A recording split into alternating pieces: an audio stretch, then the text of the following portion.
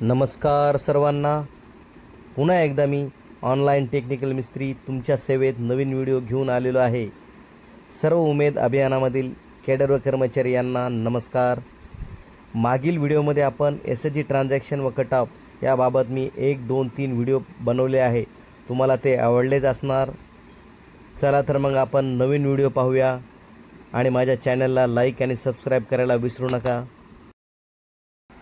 आपण मागील व्हिडिओमध्ये रत्नेश्वरी महिला स्वयंसहायता समूह याचे कट ऑफ भरलेला होता आणि तुम्हाला त्यामध्ये मीटिंगमध्ये कशी माहिती भरायची आहे, कट ऑफ डेट कशी भरायची आहे, अटेंडन्स कशी भरायची आहे, त्याप्रमाणेच तुमचे पेंडिंग सेविंग कशी भरायची आहे, लोकोस मेंबर क्लोज लोन कशी भरायचे आहे, ॲक्टिव्ह लोन्स. आता आपण ॲक्टिव्ह लोन्स या विषयाबद्दल पाहणार आहोत. ॲक्टिव्ह लोन कसे ॲड करायचे आहे. ॲक्टिव्ह लोन म्हणजे सद्यस्थितीला त्या महिलांकडे असणारे लोन, अंतर्गत कर्ज असू द्यात, त्यानंतर CIF असू द्यात, त्यानंतर बँकेकडनं घेतलेले कर्ज असू द्यात, इतर सारे कर्ज आपण ह्यामध्ये टाकणार आहोत जे की चालू आहात. तर त्यासाठी सर्वप्रथम आपल्याला ॲड ॲक्टिव्ह लोन या बटनवर क्लिक करायचं आहे आणि मेंबर निवडायचा आहे. आता गायत्री ताई यांच्यावर आपण आता गायत्री म्हात्रे यांच्यावर सध्या लोन चालू होतं. 68,000 यांना आत्तापर्यंत 68,000 रुपये आत्तापर्यंत लोन घेतलेला आहे. तर तो वैयक्तिक इंटरनल लोन आहे, ॲग्रिकल्चरचा वापरलेला लोन आहे आणि ते पर्पज त्यांचं ॲग्रिकल्चरमध्ये अदर ॲक्टिव्हिटी ॲग्रिकल्चरच्या घेण्यासाठी तो लोन घेतलेला आहे. तर त्यांचा फंड सोर्स हा जनरल कॉमन फंड म्हणजे इंटरनल सेविंग आपण घेतो आहे. त्याने जर CIF घेतला असेल CIF लिहायचा, बँक लोन घेतला असेल बँक लोन घ्यायचं, इक्विपमेंटसाठी बँकेकडून कर्ज घेतलं असेल ते लिहायचं, इन्शुरन्स सपोर्ट फंड घेतला असेल तर लिहायचा. असे खूप सारे त्यामध्ये ॲग्रिकल्चरचे ऑप्शन आहेत. तर त्यांनी जनरल कॉमन फंड हा इंटरनल लेंडिंग जो की आपण अंतर्गत कर्ज घेतो आहे त्यासाठी तो वापरायचा आहे. तर यांनी आत्तापर्यंत व्याजदर किंवा त्यांचे लोन ॲक्टिव्हिटी मागच्या महिन्यापर्यंत त्यांनी व्याज आणि त्यांची मुद्दल फेडली आहे. त्यामुळे मी लास्ट डेटला त्यांची आजची कट ऑफ डेट घेत आहे 25/6/2026 लोन डिस्बर्समेंट डेट. आणि त्यानंतर आता त्यांना 12% याप्रमाणे जो की आपला 1% मंथली याप्रमाणे आपण त्यांना व्याजदर लावतो तो घेतला आहे. प्रिन्सिपल रीपेमेंट म्हणजे आत्तापर्यंत त्यांनी किती पैसे भरलेले आहेत. प्रिन्सिपल रीपेमेंट आता त्यांनी 28,000 रुपये आत्तापर्यंत भरलेले आहेत. तर त्यांच्याकडे 40,000 रुपये हा त्यांची आउटस्टँडिंग राहते आहे. ओव्हरड्यू काही नाही आहे त्यांच्याकडे. आता रिमेनिंग आपल्याला किती महिन्यासाठी त्यांना कर्ज द्यायचं आहे हा त्यांचे मंथ पिरियड टाकायचा आहे. आता उरलेले किती महिन्यासाठी त्यांना परतफेड द्यायची आहे ती आपण इथे ठरवूयात. तर आता यांची परतफेड आपण 16 महिन्यासाठी इथे परतफेड करतो आहे त्यांची आणि सेव्ह करतो आहेत. तर तुम्हाला असं त्यांचं ट्रान्झॅक्शन तयार होईल दाखवताल की जसं की पहिल्या या 27 तारखेपासून पुढच्या महिन्यापर्यंत त्यांना किती इंटरेस्ट आणि प्रिन्सिपल अमाऊंट घ्यायची आहे ते ते आहे. इथे बघा पुढच्या महिन्यात 2,500 हा करत त्यांच्यात इंटरेस्ट आणि टोटल अमाऊंट ह्या दोन्ही गोष्टी इथे दाखवलेल्या आहेत. ती अशी परतफेड होणार. तुम्ही ह्याला डाउनलोड पण करू शकतात. डाउनलोड केल्यानंतर ही PDF जनरेट होईल आणि आपण डाउनलोड करून शेअर आणि सेव्ह पण करू शकतो.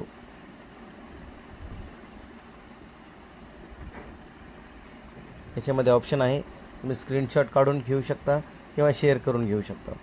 आपण बॅक येऊया. अशाप्रमाणे आपण ह्या एक ताईचे लोन एंट्री इथे भरलेली आहे. इथे दिसते तुम्हाला गायत्री गजानन म्हात्रे यांच्याकडे 40,000 रुपये शिल्लक आहे.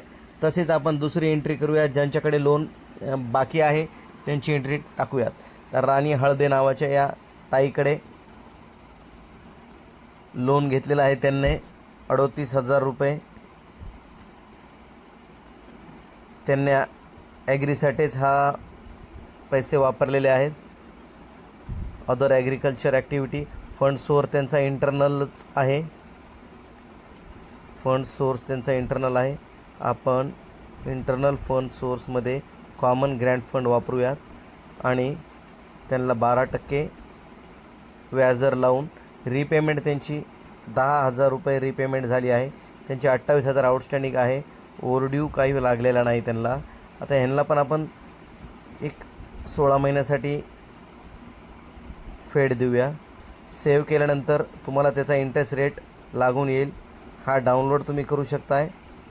PDF सक्सेसफुली डाउनलोड होते आहे. नंतर त्यांना सेव्ह करू शकतात ती. त्यानंतर बॅक यायचं आहे आणि बॅक आल्यानंतर त्याचं सेव्ह केलेले आहे टोटल लोन. याप्रमाणे आपण सर्व मेंबरच्या एंट्रीज इथे घेतलेल्या आहेत. त्यांच्याकडे किती आउटस्टँडिंग आहे इथे दिसत आहे. आता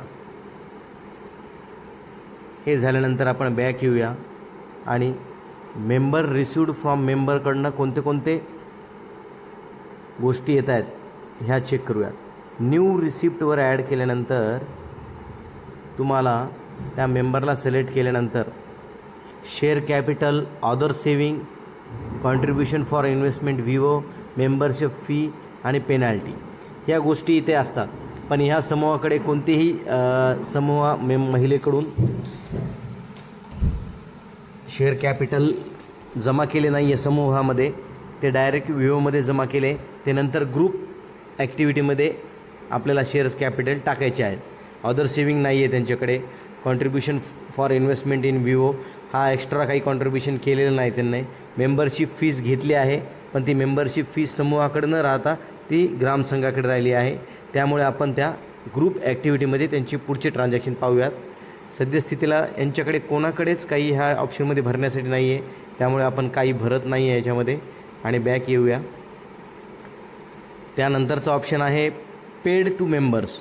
मेंबरसाठी आपण काय काय देतो त्यामध्ये ते चेक करूया. आपण एक महिलाला याच्यामध्ये घेऊया, ॲड करूया. पेमेंट टाईपमध्ये ग्रँड डोनेशन, डिव्हिडंड पेमेंट या दोन गोष्टी आहेत. ग्रँड डोनेशनमध्ये जर त्या समूहाचा ठराव घेऊन त्या महिलेला कोणती अमाऊंट द्यायची ठरल्यास त्याला आपण ग्रँड स्वरूपात किंवा डोनेशन स्वरूपात इथे देऊ शकतो. त्यानंतरचं ऑप्शन आहे डिव्हिडंड पेमेंट.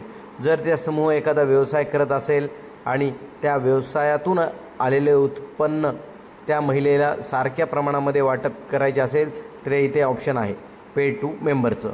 त्यामध्ये डिव्हिडंड सिलेक्ट करून आपण त्यांना आलेली जी नफ्याची अमाऊंट आहे ती इथे आपण टाकू शकतो आणि त्यांना सेव्ह करू शकतो. अशा प्रकारे इथे पण ह्या याच्यामध्ये कोणतंही पेमेंट आपल्याला समूह महिलांना द्यायचं नाही आहे. त्यामुळे हाही ऑप्शन इथे आम्हाला भरायचं नाही आहे. त्यामुळे आपण बॅक येऊया.